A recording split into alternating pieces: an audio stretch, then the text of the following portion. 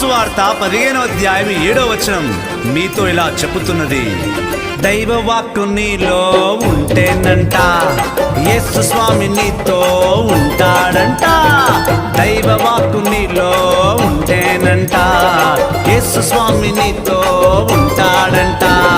సువార్త సత్యాలు శక్తి గలది, సువార్త సత్యాలు శక్తి గలది.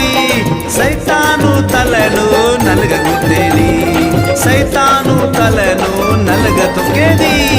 వాక్యాన్ని చేతపట్టు కతోలికుడా, వాక్యాన్ని చేతపట్టు కతోలికుడా. సైతాన్ని తరిమి కొట్టు క్రైస్తవుడా, సైతాన్ని తరిమి కొట్టు